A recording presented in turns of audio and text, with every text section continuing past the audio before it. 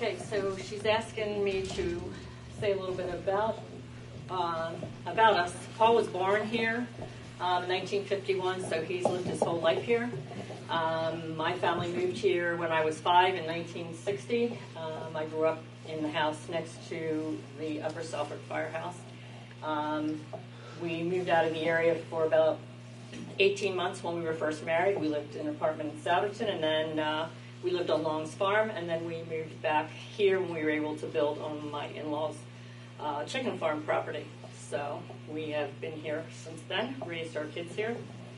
And now we're going to talk a little bit about the factory. I think when Ginny asked me, in conversation, we were talking about the fact that I did work there part-time. I worked there part-time after my first child was born. I had worked there part-time. So when I'm talking about information on this property, there are other areas that can be researched at another time. The Salford Water Company and the Superfund site, as well as railroad information and the split of the farm and barn properties. There's also a building on the former Lockery property that was used by the Baghurst and the Salford Corporation. Arlene Weller-Cressman said she polished and inspected wood golf clubs in that building.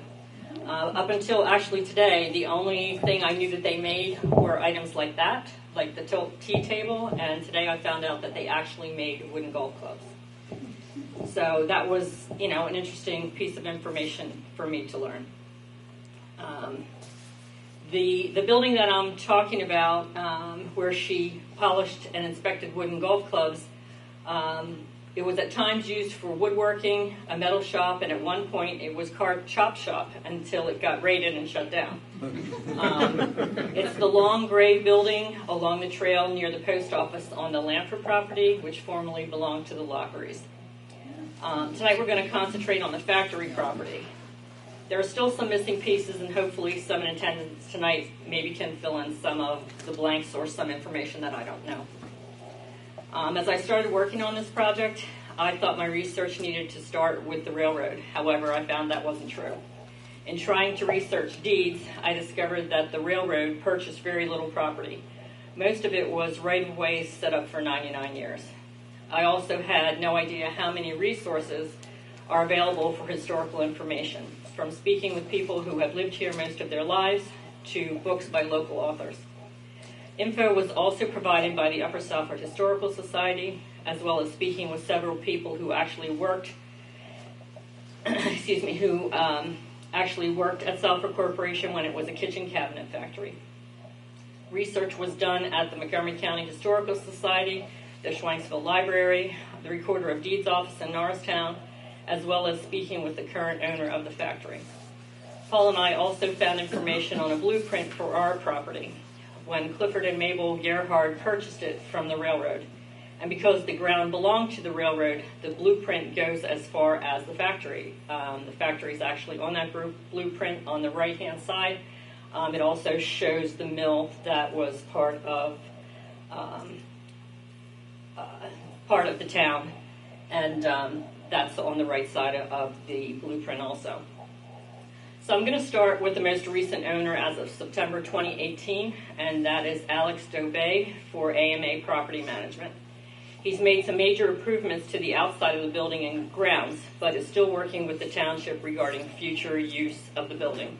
He's provided most of the current pictures of the outside of the building, which will be seen in the PowerPoint presentation. There currently are no improvements to the inside.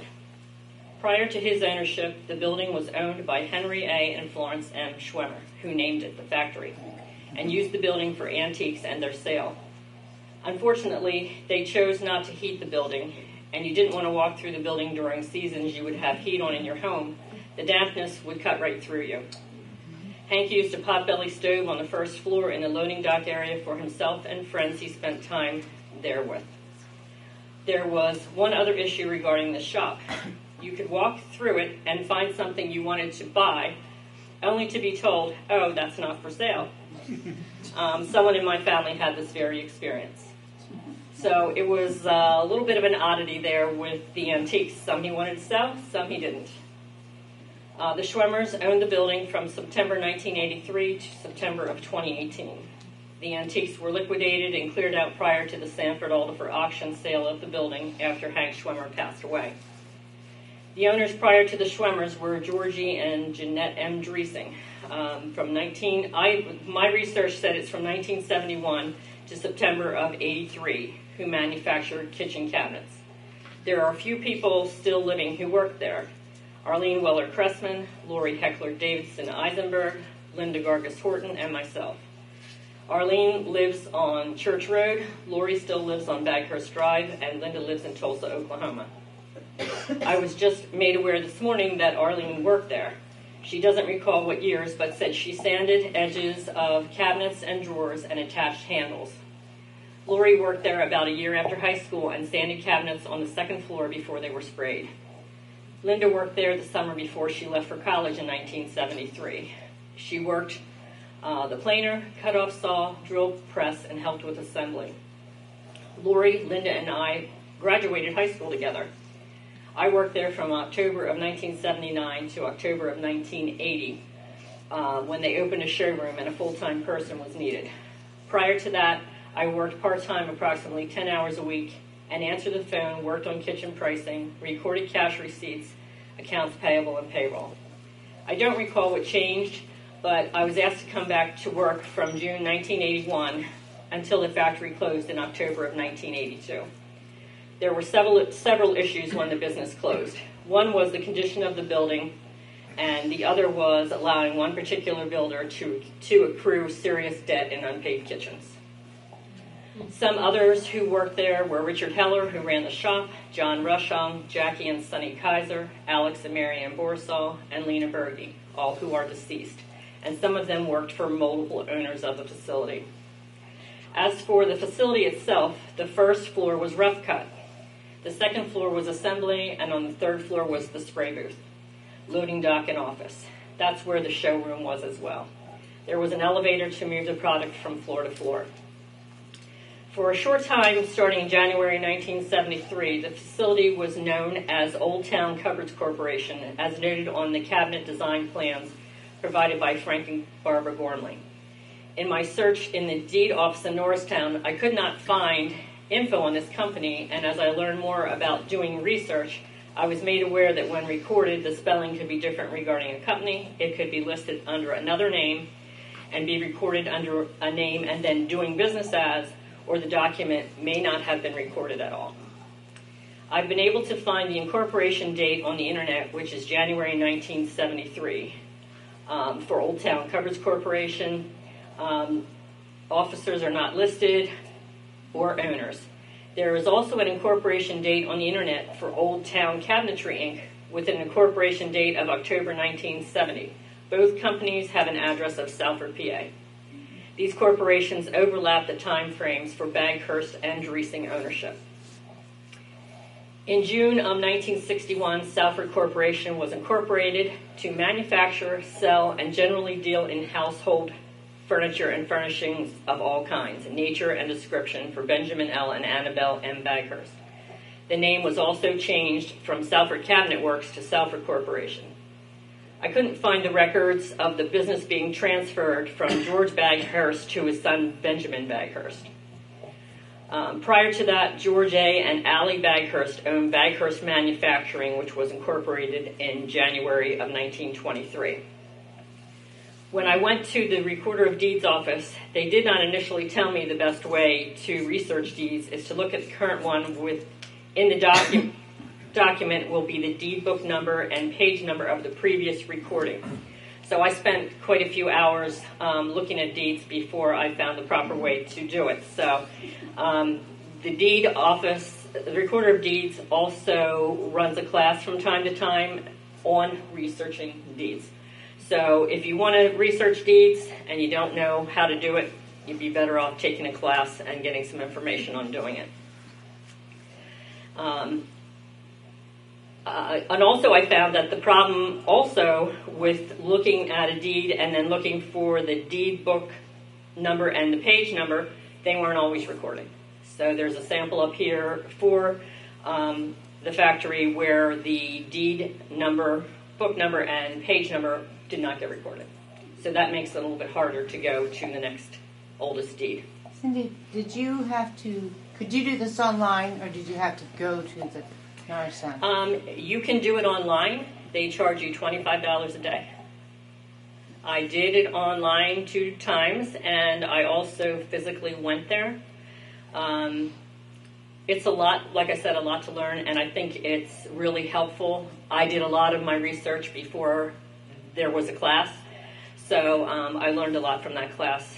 Like I said, I think it's important to maybe take a class, and I think, like for some old properties like this, where we know it started out as 1 property, we know it ended up as 2, at least, because of the house and the barn. It's really difficult because they also tell you to look at the description in the deed. Well, everything constantly changed, and so that made it so difficult because you couldn't look at the next deed and get the same description if something had been split up. So deed research is quite interesting, and I think maybe, I'm sure there's some people who are very proficient at it. I am not. Okay. When I went to the Recorder of Deeds office, as I said, they did not initially tell me the best way to research deeds is to look at the current one within the document will be the deed book number and page number of the previous recording. Having this information would have made the research a lot easier.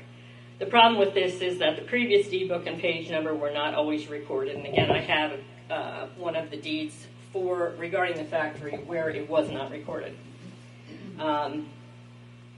As I looked at deeds, I also found that they were not recorded as they are today. They were recorded in perches, which equals 16.5 feet. And then they also used landmarks such as the old oak tree or from the stone wall.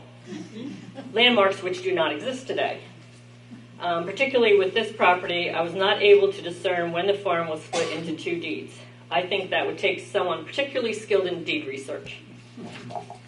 The Perkiomen Railroad was open as far north as Pennsburg in 1874, so the house and barn could have been separated by property deeds any time after the railroad right-of-way split the house and barn and the property was no longer being used as a farm.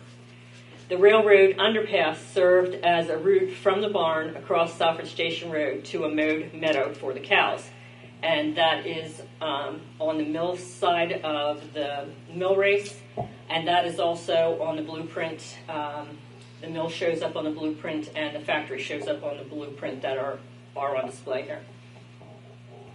According to info provided by Phil Johnson Ruth, furniture manufacturing began in the former mill across Salford Station Road along the mill race. This info was confirmed by the Town and Country newspaper in their 100-year page dated July 18, 2019. The note in the paper reads, 100 years ago, July 18, 1919, the historic mill at Salford Station changed ownership, thus marking its change from a mill to a manufacturer of furniture. George A. Baghurst of Telford bought the mill and property from owner Horace Updegrove. After the mill burned down in May of 1938, manufacturing was moved to the building started on the barn foundation for the Wapanatski farm and became a 3-story woodworking business for George A. Baghurst. Although I believe they made multiple items, the only item I have pictures of is the tilt tea table, which is standing there. And, let's see. Not supposed to lose my place. The table has the G.A. Baghurst signature. If you look behind the table, there's a small box, and it says made by G.A. Baghurst. The Hagee, Brian and Marianne Hagee loaned me that table. Brian is a distant relative, and he had talked about it at work. And so when I asked him if he would allow me to borrow it, he checked with his wife, and she was fine with that. My understanding was they still use that table in their living room. They keep their Bible on it and a candle. Marianne Hagee is also a descendant of the Milton Walters family who owned the home where Max Clark now resides. There were also several fires at the location where the factory is now. I'm aware of that, but I could not find any information on the fires. In hopes of finding more information or pictures, I spoke to Wayne Dreesing. He's the son of the late George and Jeanette Dreesing. He told me he would pass my phone number on to his mother, who was in her 90s. I went to Ancestry.com in search of information on the Baghurst family. Unfortunately, I did not get a response from either family. So it's a very big disappointment to not have any pictures of the inside of the working factory. There are pictures of the house and barn showing the property split by the wooden railroad bridge in the Phil Johnson Ruth book, Images of Old Upper Salford. In 1913, the wooden railroad bridge was replaced by a cement structure over Old Church Road, which included a small cement walkway between the house and barn. Today, that walkway is between the property of Charles Gardner and AMA Property Management. Info for this program tonight was provided by the Upper Salford Historical Society, Alex Dobey of AMA Property Management, Charles Gardner, George Borsall, Arlene Cressman, Lori Eisenberg, Linda Horton, Frank and Barbara Gormley, Brian and Mary, Ann Hagee, and Paul and Cindy Gerhard. So I'm going to do a short PowerPoint on the building itself. I have some pictures of the auction. I know some people from the Historical Society also took pictures. I'm not sure if I kept them in exactly the proper order, so I roughly know which is on which floor, but we'll give it a shot.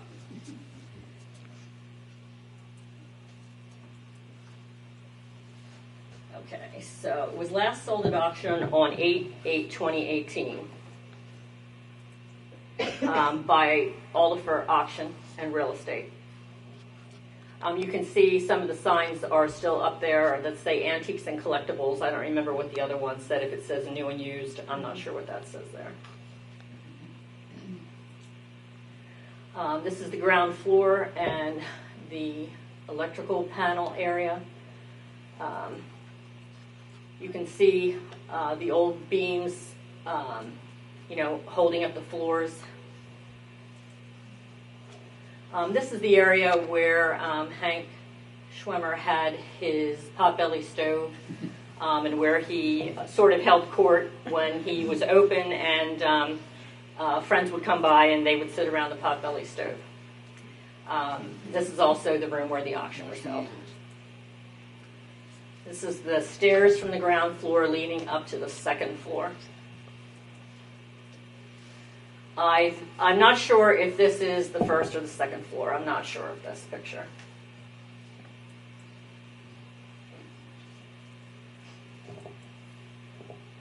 Without any of the equipment in it, it's hard to tell on some of the pictures what floor you're in.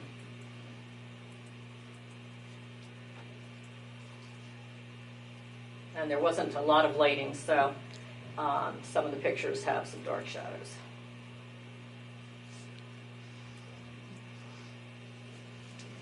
This, I'm pretty certain, is part of the second floor.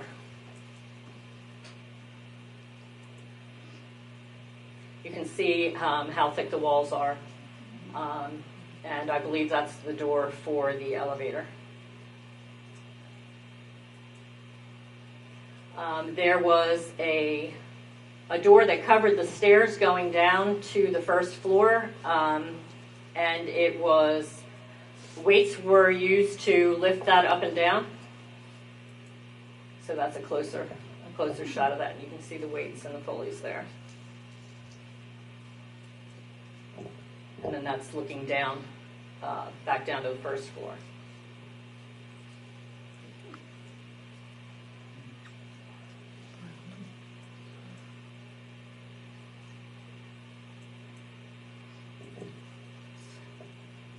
And that is also a door to the elevator.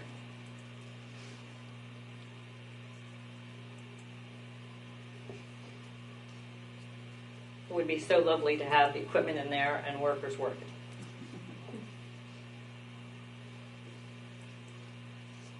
I really don't know what this area was. Does anybody have any ideas? Looks like a furnace. You think it's the furnace area? Well, I'm looking at, I think that is a furnace. Okay. Oh, a furnace here. Okay, Yeah. got it, Brian. Yeah. Okay. I'm not sure what's next to it. I have a couple more pictures of that, of the ladder going up there. It was quite wet in that area. I remember that. I'm not sure. And then I think it went all the way up to this, which I believe was an exhaust fan area.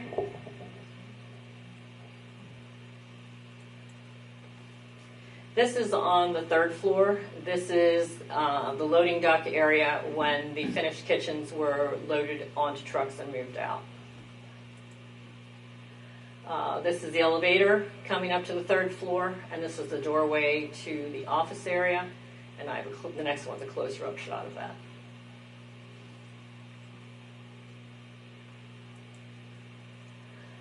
This is another shot in the area where the loading dock was. It's just a bigger shot of that area. And we're still on the 3rd floor with the doors, double doors going directly out onto the street. I'm not sure if the showroom was in this particular area. I don't recall if I ever actually saw the showroom when it was set up. This is the office. A couple slides back was the door was open to that. And then the next shot is just from the opposite angle. Now these are pictures that Alex took when he was happy with the finished part of this part of the building. So you can see it's quite different. It looks a lot different. He made up a lot of improvements to the building, stuccoing, painting. So he took some just from different angles. And you can see the tower for the elevator.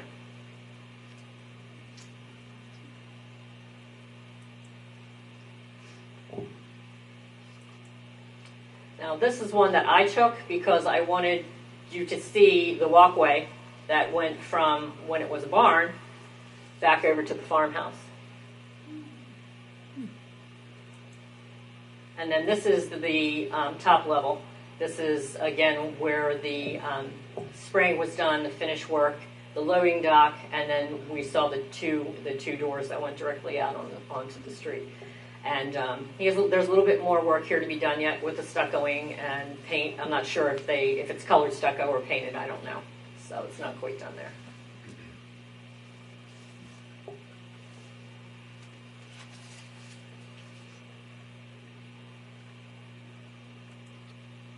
Okay, this is the building that I was talking about for that Arlene told me she actually worked with wooden golf clubs in, which was total news to me. So there was woodworking done in this building. There was later metal work done in this building, and then, as I said, the car chop shop was in there. I don't know if anything's in there now other than storage. And again, this is on where the Salford Post Office property is. Whoops, and it's along the trail. Whoops, no, I'm hitting. Can I interject? Yes, absolutely. That building at one time belonged to, there used to be a lumber store there. And Yeah, it was Carl that was their Dilford. warehouse. That didn't belong to Dilford. the factory. Mm-hmm. Yeah, I think it came and went property-wise. I don't know if it had a separate deed. I tried to look that up today, but there's no address for that individual building. So I didn't have any way of looking it up today because until today, I didn't know that it was going to be part of the presentation because I didn't know that they did some of the woodworking there for Baghurst. Well, this lumber store, there are several buildings there, and my father was very much interested in the buildings, and he was going to set me up in business there. Okay. Consequently, Stanford Oliver had an auction there and wanted to sell everything lock, stock, and barrel as one venture. Well, they couldn't achieve the money they were hoping for, so they regrouped and they sold off everything individually. Okay. And like you say, there was a lot of lumber in that store. So anyhow, then Stanford Oliver came back to my father and said, we're going to reduce the price now because all the saws and all the equipment was liquidated. But my father said he wanted a working business. He didn't want buildings. He wanted. They used to have a railroad side there. That was very impressive to my father because lumber used to come up the railroad and drop a car off, and then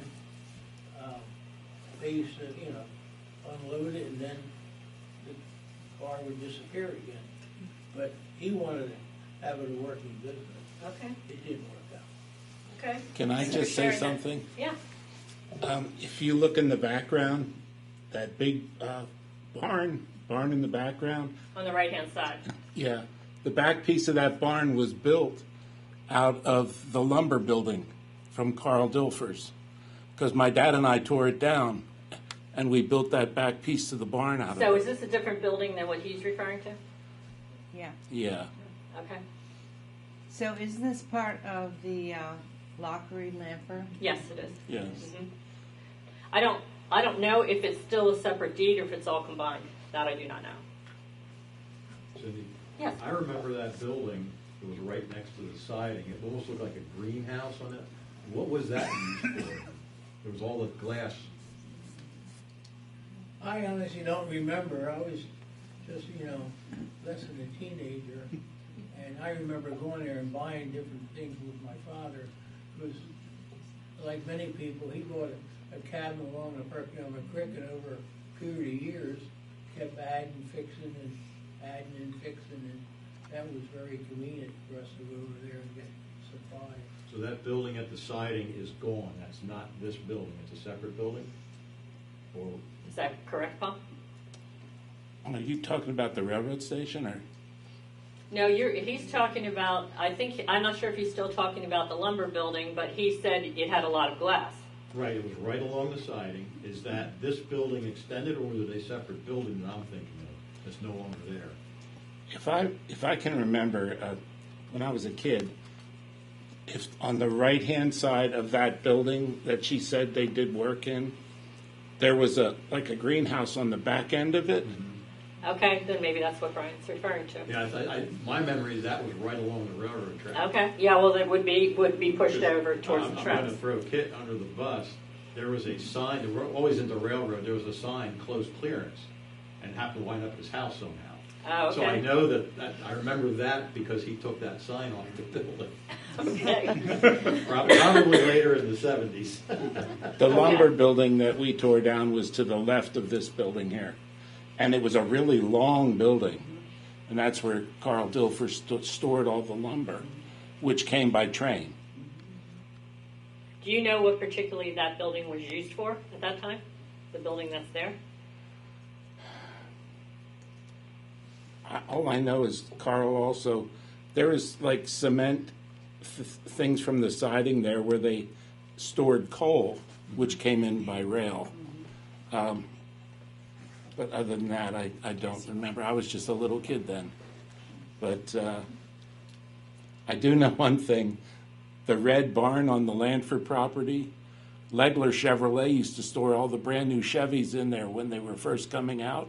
And they came in covered up. So us kids used to go over and peek in the window because they took the covers off when they stored them. And we got to see the new Chevys before they came out. That was pretty cool. Did they come in by rail or They came in by truck. truck?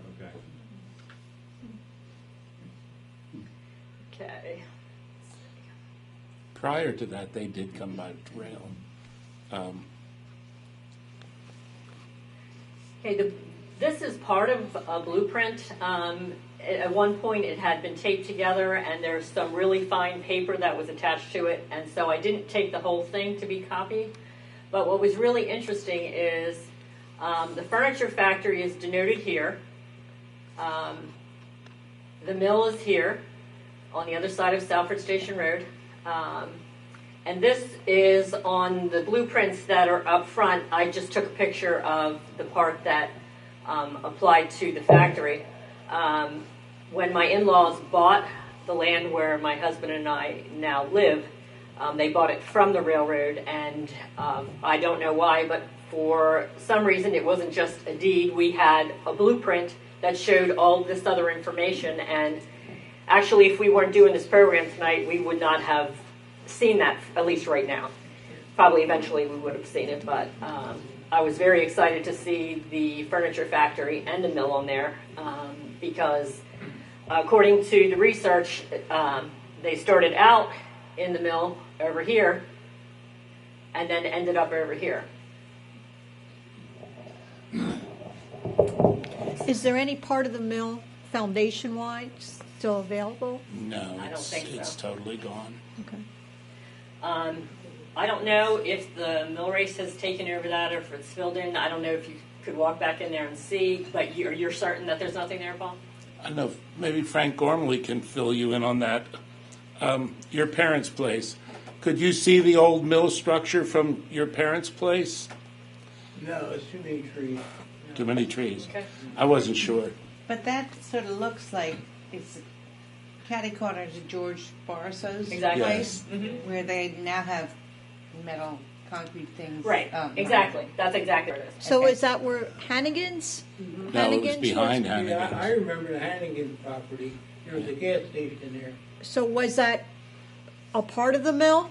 No. That's where she mentioned a fire. I don't think the factory had a fire.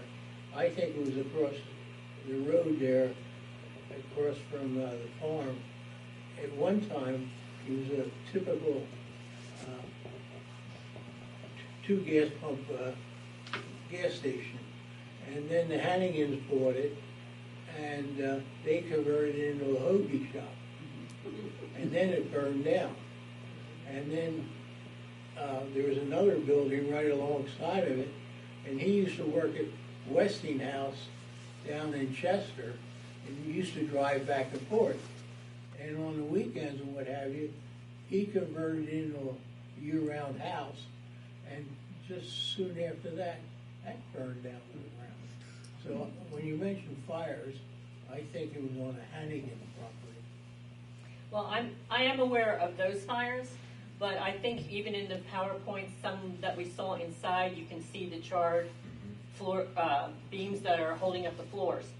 So there was at least a fire, and I was told more than one in the factory itself. But You I don't. could be right, I'm not disputing it. No, but I'm just Many, saying many we could. years Yeah, ago. we could see the charring on some of those beams. Somebody mentioned the mill race. I know above the bridge, take Salford Station across the creek, you can still see the mill race there. I don't know about below.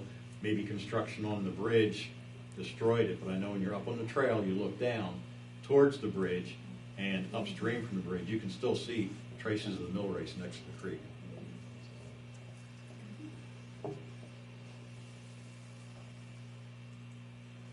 Okay, so that's a picture of the tilt tea table that I talked about a little bit about earlier. That's it standing up in its usable form. And that is, as I said on the back, it's signed made by G.A. Baghurst. And there's a little wood pin that keeps the table from tilting once it's in the upright position.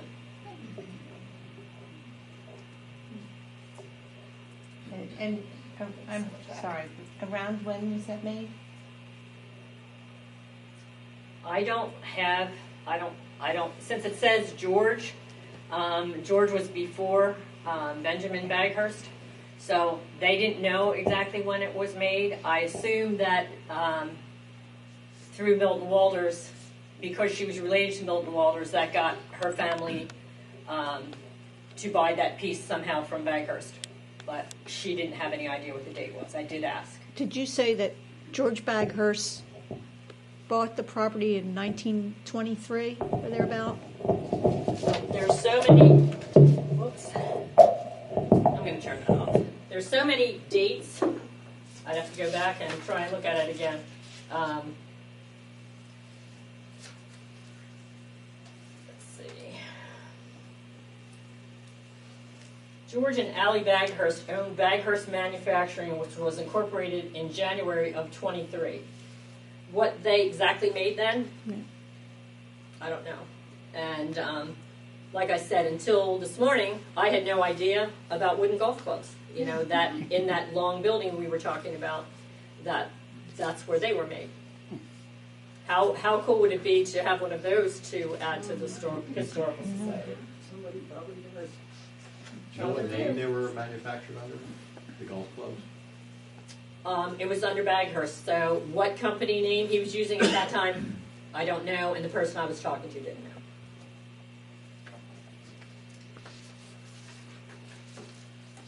Okay, so I don't think I have anything else on here. Let me check.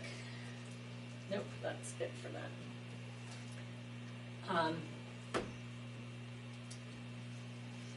So on display up here we have the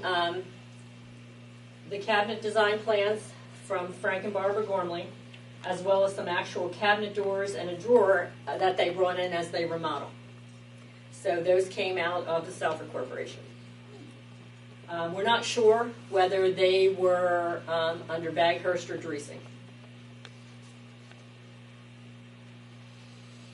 Okay, there's also 3 pages of deed information regarding John Hess and Harrison B. Updegrove to the Perkiomen Railroad. There's a copy of the deed from James I. Laughlin to George A. Baghurst, which I highlighted where the missing deed book and page number information should be. We talked about the tilt T table that's on loan from Brian and Mary Ann Hagee, and the copies of the partial blueprints from the Gerhard property. And I still think it's so cool that it includes the factory and the original mill. That blueprint is from 1946. The blueprint is from 46 when Clifford and Mabel Gerhard bought the property from the Perkiomen Railroad Company. And this is where Paul Gerhard and Ron Klein families now reside. Staples accidentally copied the blueprint in black and white, so I had 2 copies up here. The first copy was in black and white, and I wanted it in color. Linda Gargus Horton supplied information on her memories of working at the Salford Corporation, and I'm going to read that. She wrote, when I asked her about information for when she worked there, she wrote me a sheet that says Memories of the Salford Corporation or Mastering the Art of Daydreaming by Linda Gargus Horton. She said, how I got hired at the Salford Corporation. It was June of 1973, and I was 18 years old and had just graduated from Souderson High. College would start in the fall. My summer was open, so I wanted to earn some money for college costs, but where could I find a short-term job? My Aunt Lena Berge worked at the Salford Corporation. Maybe she could see if they needed summer help. I later came to realize that Aunt Lena, as I called her, had quite a reputation as a hard worker and good employee. That meant that the Salford Corporation was interested in any of her relatives in the hope that they would also be a hard-working employee. Aunt Lena put in a good word for me, and that's how I got hired. My first real job. And I would be paid $1.65 an hour as a shop worker. It was too good to be true. I was on top of the world. Then panic set in. I knew they made all kinds of cabinets for kitchens, but I had no idea how to build a cabinet. The commute. My family consisted of my dad and mom, George and Gladys Gargus, and my brother David Gargus. We lived on Old Skippack Road, southeast of Salfordville, past Shelley Road. It was about 2.4 miles from home to the Salford Corporation. My one-speed bicycle would be my mode of transportation. Since work started at 7 a.m., I'd head out at 6:30. The route I was familiar with went through Salfordville and then left onto Salford Street. This route included some steep and curvy sections. It was downhill in the mornings, perfect to get to work quickly, but going home was another story. We worked 10-hour days, 4 days a week. At the end of 10 hours, I had to ride up that hill. At first, I had to walk my bicycle quite a way before it was level enough to ride. Every day I rode a bit farther up that hill. It was not until just a few years ago that I realized I could have taken Salford Station Road to Schwanksville Road and had a more gradual uphill ride. My foreman and the job. Richard Heller was the foreman. He was a very outgoing, fun-loving guy who knew the Salford Corporation inside and out. He knew how to operate and maintain every piece of woodworking equipment. He calculated the wood needed for each job, scheduled the jobs through the process, and had to train me. I was to load the planer. The planer was a huge, ancient-looking piece of equipment right out of a torture chamber. I took random length pieces of oak wood, anywhere from 3 to 6 inches wide, and laid them horizontally on the feed table. The feed table was probably 8 to 10 feet across. It looked like a sea of boards moving slowly into the planer to be shaved to equal thickness of 1/2 inch or 3/4 inch, depending on the specification. Within 5 minutes, it became clear that this was a rather monotonous job, ranking right up there with watching paint dry. And the alternative job of unloading the planer as the plane boards exited the planer was no better. I should explain that the planer, drill press stations, and cutoff saws were all located on the ground level of the Salford Corporation. As you can imagine, the sound was loud. I remember we would stuff pieces of rolled up tissue in our ears to dampen the machine noise. It must have been pre-earplug era. But then there was the smell of wood being planed, cut, and drilled. It was a delicious, almost sweet and wholesome aroma, something I can remember to this day. I think it was that smell and the monotony of loading the planer that led me to daydreaming. The Salford Corporation was in a huge old concrete building with walls a foot thick.